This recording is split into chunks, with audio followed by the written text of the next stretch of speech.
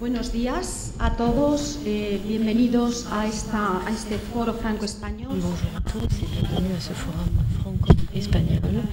Permettez-moi de me présenter. Je suis Mar Bouquet, coordinatrice nationale du programme Erasmus Mundus.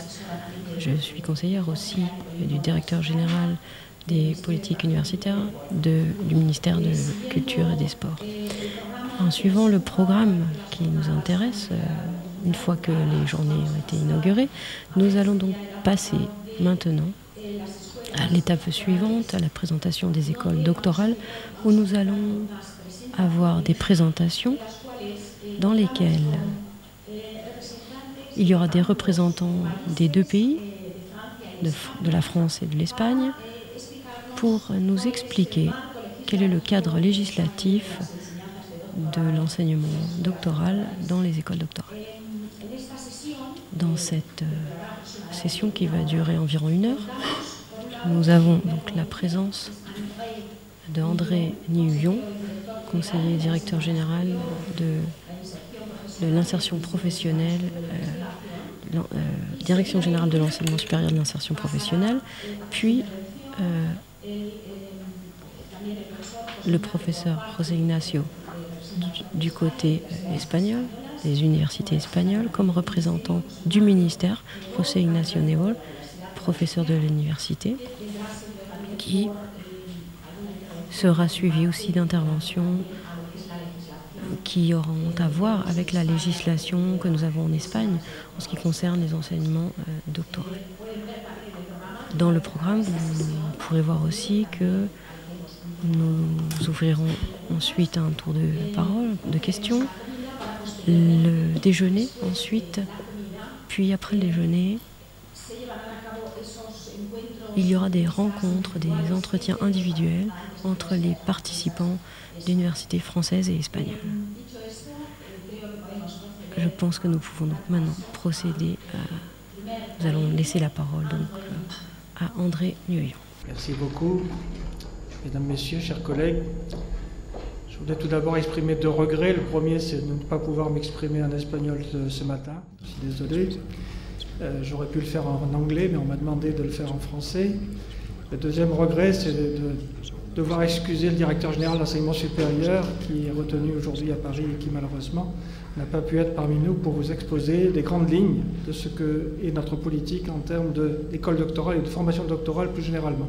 Je ne vais donc pas parler des masters, mais focaliser mon exposé sur la politique de formation doctorale et en essayant de placer en perspective ces évolutions de la formation doctorale avant de faire un état des lieux de nos écoles doctorales. Donc ces écoles doctorales en France ont été créées dès 1992, c'est-à-dire il y a maintenant une vingtaine d'années, et dès l'année 2000, elles ont été généralisées à l'ensemble du territoire, c'est-à-dire qu'il n'y avait plus la possibilité de réaliser des thèses en dehors des écoles doctorales. L'état des lieux aujourd'hui est le suivant. Nous avons 290 écoles doctorales dans tous les domaines de formation pour les 81 universités de notre pays. Ceci représente 65 000 doctorants et ça nous donne un flux d'environ 18 000 inscrits nouveaux chaque année. De façon intéressante, notre formation doctorale est très ouverte à l'international puisque plus d'1 tiers de nos doctorants sont d'origine étrangère. Et le flux de thèses, c'est-à-dire le nombre de thèses soutenues chaque année dans notre pays, est d'environ 11 000. Cependant, il faut noter depuis quelques années une tendance à la diminution du nombre d'inscrits, en particulier des étudiants français, c'est-à-dire qu'il y a une sorte de désaffection pour les études doctorales qui est compensée par le nombre d'étrangers qui est grandissant, ce qui prouve l'attractivité de nos universités. Alors initialement, je le rappelle, le dispositif de mise en place des écoles doctorales visait à préparer à l'insertion professionnelle des docteurs, et ceci bien sûr en direction de l'entreprise, puisque traditionnellement l'université avait tendance à former des docteurs pour le milieu académique. Donc la grande révolution a été effectivement de se tourner vers l'entreprise. Alors il y avait à cela plusieurs raisons. La première, c'était évidemment une exigence sociale il fallait pouvoir donner aux entreprises des docteurs en nombre suffisant pour répondre, bien sûr, à leurs nécessités. Par ailleurs, il fallait que la formation doctorale évolue pour être en meilleure adéquation avec les besoins des entreprises qui prouvent la nécessité que nous avions et que nous avons toujours d'évoluer vers l'entreprise. Et enfin, le troisième objectif était aussi d'améliorer la situation des doctorants en conférant un vrai statut aux doctorants dans les laboratoires.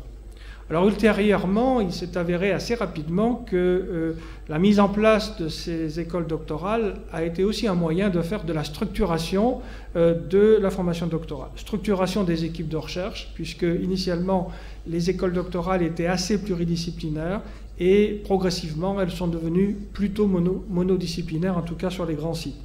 Et deuxièmement, structuration d'un domaine de recherche, c'est donc le caractère disciplinaire des études, des formations doctorales qui a été mis en avant à ce moment-là.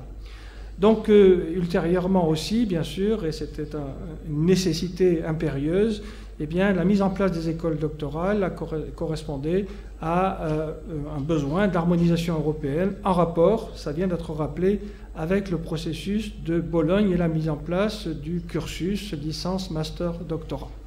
Donc cette harmonisation européenne a correspondu pour nous à la deuxième étape de la structuration.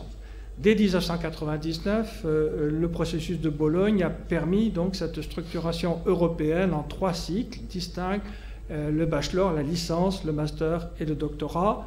Et c'est à partir de 2005 qu'on a commencé à se focaliser sur les études doctorales plus précisément avec la déclaration de Salzbourg, Doctoral Program for the European Knowledge. En 2010, la création officielle de l'espace européen de l'enseignement supérieur sur 47 pays a renforcé cette politique. Et encore cette année, récemment, le mois dernier, eh bien, la réunion de Bucarest a renforcé quelques mots-clés, quelques aspects de cette formation doctorale: l'accessibilité, l'assurance qualité, la gouvernance, l'employabilité, la qualité, ou je dirais l'excellence de la recherche, et la mobilité doit être renforcée dans le contexte de ces formations doctorales. C'est donc tout à fait d'actualité que de parler de ces thèmes aujourd'hui même ici. Alors je rappelle les principes de Salzbourg, donc, qui sont vraiment en quelque sorte fondateurs de la politique européenne en termes de programmes doctoraux.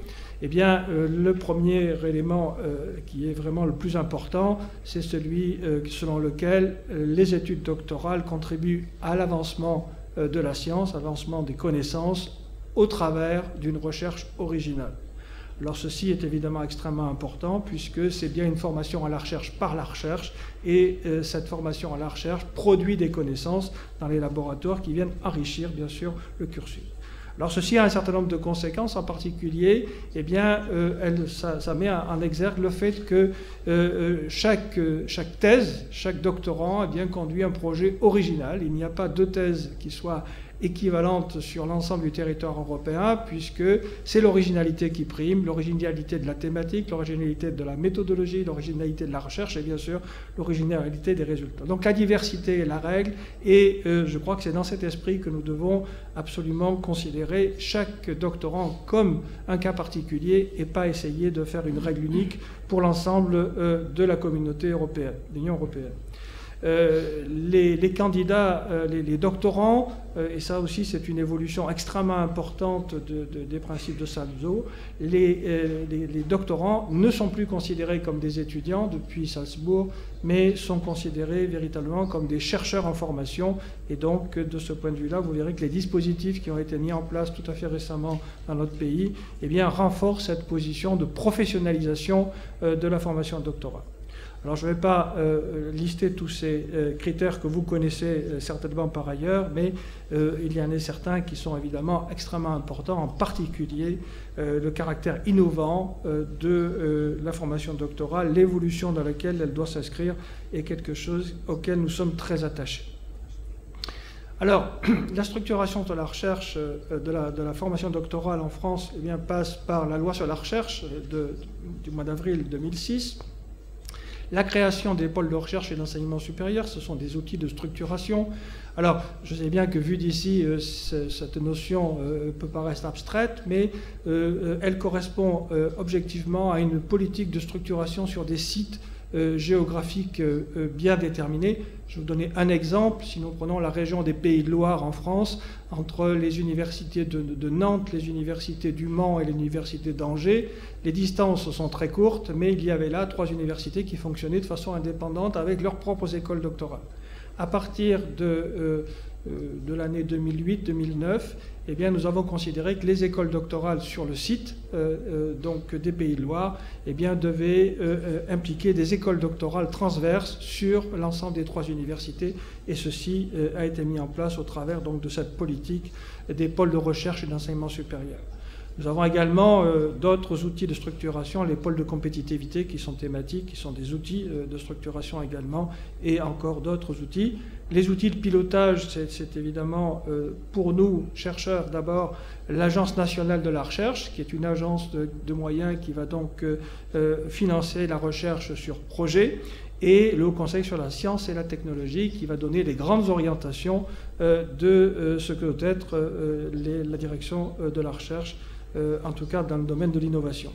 Et puis, ce n'est pas neutre, nous avons accompagné la mise en place de ces outils de structuration et de pilotage par des outils d'évaluation, et l'une des étapes la plus importante a été la création d'une agence indépendante que l'on appelle l'Agence d'évaluation de la recherche et de l'enseignement supérieur, l'AERES, qui aujourd'hui eh bien, évalue tous les projets, que ce soit les projets de recherche, les structures de recherche, les universités, mais aussi tous les projets de formation, c'est-à-dire tous les projets de master, tous les projets de création de nouvelles écoles doctorales.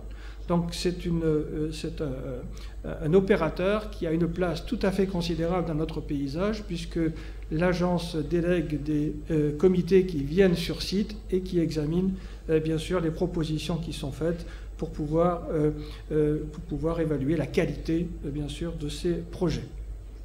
Alors je poursuis excusez-moi, rapidement par la loi, l'une des lois les plus fameuses du quinquennat précédent, qui est la loi du 11 août 2007, qui est la loi sur la recherche et les universités, qui a donc conféré aux universités une autonomie budgétaire, incluant bien sûr la masse salariale et le patrimoine, et ceci accompagné d'une gouvernance très renforcée.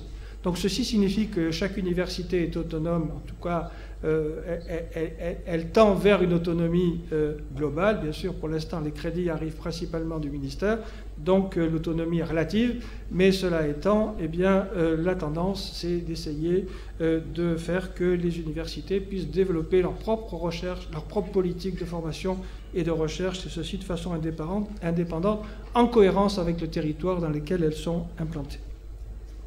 Alors je viens dans une deuxième partie aux écoles doctorales. Donc je vous ai dit 290 écoles doctorales. La répartition dans les grands domaines de formation est la suivante. Dans le domaine des sciences sociales et des humanités, eh bien, à peu près un peu plus d'un tiers des écoles doctorales sur les 290, donc à peu près une centaine.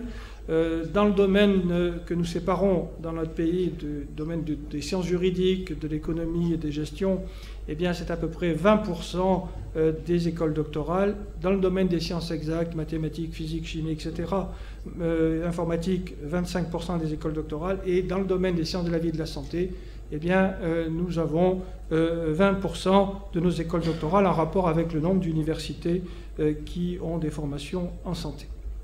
Alors le concept de ces écoles doctorales eh bien, était de promouvoir l'excellence de la formation, et avec l'idée que la formation devait être effectuée au sein d'équipes d'accueil, de recherche, qui soient des équipes labellisées, reconnues au niveau institutionnel, soit par les organismes de recherche, soit par l'université, soit par les deux. Donc il s'agit d'équipes qui sont reconnues internationalement pour la qualité de leur recherche. Il ne peut pas y avoir aujourd'hui de formation doctorale en dehors de ces structures qui sont des structures labellisées. La formation doit être confiée à des chercheurs expérimentés. C'est un vrai métier d'encadrer des thèses, et donc il y a aujourd'hui toute une série de dispositifs qui sont mis en place. Je pense à Paris 6 en particulier, qui met en place des formations pour les jeunes maîtres de conférences pour qu'ils apprennent à diriger des thèses. C'est quelque chose qui ne s'improvise pas et donc qui prend du temps et qui, bien sûr, va dans le sens de l'optimisation de la formation. Et enfin, la troisième idée, c'est de préparer l'insertion professionnelle des docteurs avec, bien sûr, en perspective, une formation à la connaissance de l'entreprise, puisqu'un tiers des emplois de nos docteurs est dans l'entreprise et pas dans les carrières académiques, mais aussi aux carrières académiques. Et puis, bien sûr, il y a aussi des docteurs qui vont repartir dans leur pays pour une grande partie, comme on l'a vu tout à l'heure. Les outils que nous avons mis en place pour donc pratiquer cette politique, c'est tout d'abord l'ouverture vers l'interdisciplinarité. Et donc les formations transverses que les anglo-saxons appellent les transferable skills, eh bien, sont des outils qui vont permettre de mieux connaître l'entreprise, de procéder évidemment à des expérimentations dans le domaine de la communication, de la valorisation, de la connaissance des langues étrangères, etc., etc. Tout est possible dans ce domaine et donc chaque doctorant au cours de son cursus doit impérativement suivre un certain nombre de modules qui accompagnent sa formation disciplinaire au laboratoire. Il y a aussi des séminaires particuliers qui ne sont pas organisés partout, mais dans les grands sites, c'est le cas, avec les entreprises, ce qu'on appelle des doctoriales, qui sont vraiment en partenariat. Et puis enfin, il y a toute une série de dispositifs personnalisés, puisque je rappelle que dans notre esprit, la formation doctorale est unique, et donc chaque doctorant, bien sûr, est différent de son collègue. Eh bien, c'est ce qu'on appelle des bilans de compétences professionnelles que nous offrons à chaque doctorant, ou en tout cas à chaque fois que c'est possible, pour qu'il puisse réaliser ce qu'il a appris au cours de sa thèse. Et enfin, l'une des obligations de la loi, c'est aussi de procéder à un suivi de l'insertion professionnelle des docteurs, c'est-à-dire qu'aujourd'hui, chaque école doctorale a la responsabilité de nous dire 1 an et 3 ans après la thèse, ce qu'est devenu le candidat qui a été formé dans son école doctorale. Excusez-moi.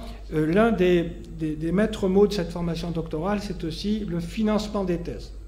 Dans notre esprit, à terme, il ne devrait plus y avoir de doctorants qui effectuent des études doctorales sans être financés. Donc cette notion de financement des thèses, pour nous, est extrêmement importante. Comme vous le voyez, l'objectif n'est pas atteint complètement, mais il est déjà bien avancé, puisque seulement 15% des doctorants ne bénéficient pas d'un financement. Pour le reste, eh bien, il y a effectivement des financements institutionnels qui proviennent du ministère, excusez-moi, au travers des universités, c'est à peu près 3000 financements par an. Il y a des bourses pardon, qui sont données par les organisations, les collectivités territoriales, les organisations régionales. Il y a donc des financements qui sont apportés par les gouvernements étrangers. On en a vu quelques exemples tout à l'heure. Il y a bien sûr d'autres types de financements, en particulier les autres ministères, le ministère des Affaires étrangères, des entreprises, de l'industrie apportent également des financements et les organismes de recherche, c'est également le cas. Alors de façon intéressante, ce que nous appelons les bourses CIFRE représentent des financements par les entreprises. C'est quelque chose qui est en train de se développer, pas suffisamment rapidement.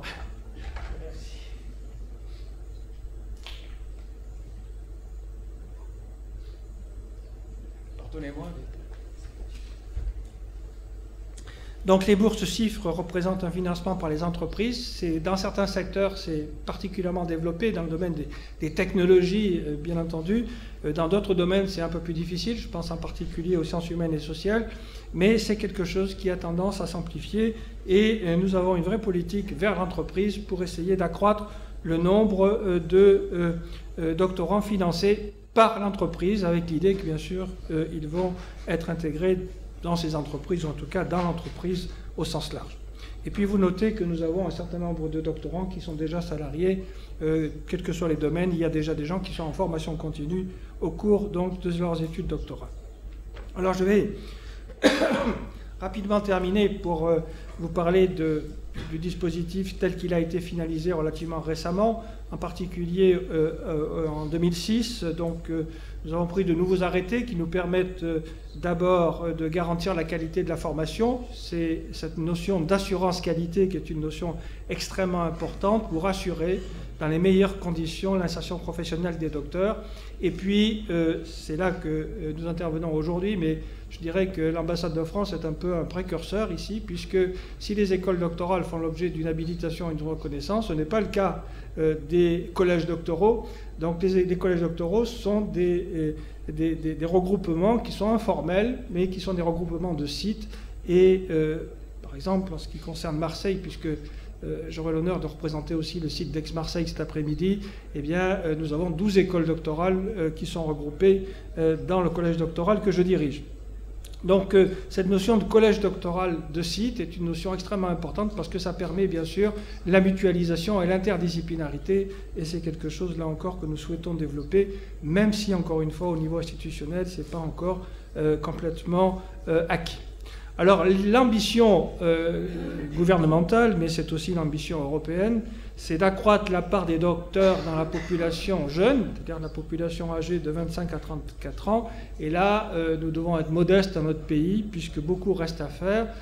Comme vous le voyez en bas, l'Allemagne eh bien, a à peu près 0,3% aujourd'hui de ces jeunes qui donc possèdent un doctorat. L'évolution en 5 ans, de 2000 à 2005, c'était plus 20%. Le Royaume-Uni a fait encore mieux, partant d'un tout petit peu plus bas. Ils ont augmenté leur nombre de docteurs dans cette population de 50%, 10% par an entre 2000 et 2005. Pour nous, j'ose à peine de dire, nous avons augmenté seulement d'1%. Mais comme je vous l'ai dit, il y a une certaine désaffection pour les études doctorales dans notre pays, ce qui pose un problème d'attractivité de nos propres doctorants qui rechignent à s'engager dans les formations doctorales. Alors, pour terminer, je voudrais donc renforcer l'idée que, s'agissant des principes de la formation doctorale arrêtés en 2006, eh bien, la formation doctorale constitue pour nous une expérience professionnelle de recherche, et dans ce contexte, le doctorant n'est plus considéré comme un étudiant, mais objectivement comme un chercheur en formation, ce qui lui confère évidemment des droits et des responsabilités. Alors ceci a été formalisé en 2009 par un décret qui a créé ce qu'on appelle le contrat doctoral, qui confère à la formation doctorale un cadre juridique indépendamment du type de financement de la thèse. Il s'agit en fait d'un contrat de travail à durée déterminée, durée de 3 années, et il définit la formation comme étant à temps plein, avec la possibilité de consacrer un peu de temps à d'autres activités, en particulier à l'enseignement, donc formation à l'enseignement, formation à l'expertise en entreprise, formation à la valorisation, formation à la communication, donc toute une série de dispositifs qui sont ouverts pour qu'on puisse enrichir la formation disciplinaire. Cette notion de contrat doctoral n'est pas encore généralisée puisqu'elle dépend des financements publics, et donc pour le moment, comme je le disais tout à l'heure, seulement 20% de ces financements donc sont traités sous l'angle du contrat doctoral, mais notre ambition est bien sûr d'aller beaucoup plus loin dans ce domaine, puisque ça donne un cadre juridique à la formation doctorale, et donc ça garantit bien sûr les droits des doctorants. Alors pour terminer, l'internationalisation, bien sûr, on a déjà vu beaucoup que notre formation doctorale était calquée et suivait le modèle de l'harmonisation européenne. Je rappelle pour mémoire l'arrêté de 2005 sur la cotutelle internationale de thèse. C'est quelque chose que nous souhaitons développer, et donc dans le contexte de cette rencontre, il est évident que ce type d'outil, d'opérateur, prend tout son sens. La cotutelle vise à renforcer la dimension internationale des écoles doctorales, et donc, bien entendu, au travers de la mobilité des doctorants et au travers des coopérations scientifiques, eh bien, nous considérons qu'on a là de véritables outils qui sont sous-utilisés à notre sens pour permettre le développement de coopération et donc une formation qui soit véritablement internationale dans le domaine de ces thèses. L'arrêté de 2005 eh bien, donne un cadre qui permet là aussi de définir avec précision les conditions de cette codirection de thèse. Alors l'internationalisation de la formation doctorale, ça poursuit. C'est quelque chose qui, comme je le disais tout à l'heure, est encore en évolution. Et tout récemment, en novembre 2011, le Council on the Modernization of Higher Education à Bruxelles a donc présenté selon lui, quelques bonnes pratiques qui devraient être mises en œuvre dans le domaine de l'innovation des formations doctorales.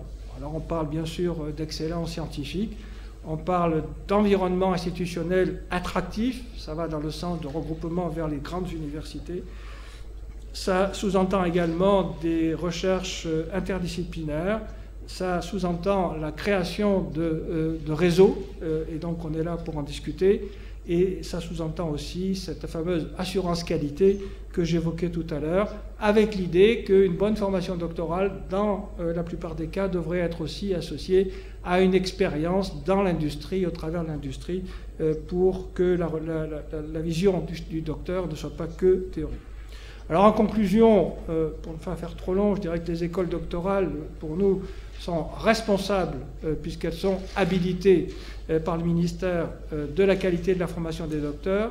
Elles sont donc accréditées sur la base d'un projet et d'un bilan qui est évalué par l'Agence nationale d'évaluation, l'AERS, et donc en fonction, bien sûr, de l'appréciation de l'agence, nous reconduisons ou non ces écoles doctorales. Certaines sont fermées chaque année, d'autres sont créées. Et il y a une dynamique au niveau de ces écoles doctorales. Rien n'est acquis. Les principaux critères d'évaluation sont d'abord la qualité de l'encadrement doctoral, donc en fait la taille critique de la recherche dans un domaine particulier. La durée des thèses, nous considérons qu'une bonne thèse ne doit pas durer plus de 4 années, quel que soit le domaine. Alors, nos collègues de sciences humaines et sociales, évidemment, disent toujours que ça doit être beaucoup plus long parce qu'ils ont des particularités, mais de fait, nous pensons qu'une bonne thèse, quel que soit le domaine, doit pouvoir être bouclée en 4 années. La réalité de l'insertion professionnelle des docteurs doit être mise sur la table. C'est quelque chose qui n'est pas toujours facile d'avouer que nous avons des docteurs qui sont encore en recherche d'emploi, mais je peux vous dire que toutes nos enquêtes montrent que, en tout cas dans les années qui viennent de se passer, le taux de chômeurs docteurs n'est pas supérieur à 10%, il est même inférieur à 10%. Et enfin, nous privilégions l'internationalisation de la formation doctorale qui est un gage de qualité selon nous. Pour toute information complémentaire, je reste à votre disposition naturellement. Je vous remercie de votre attention.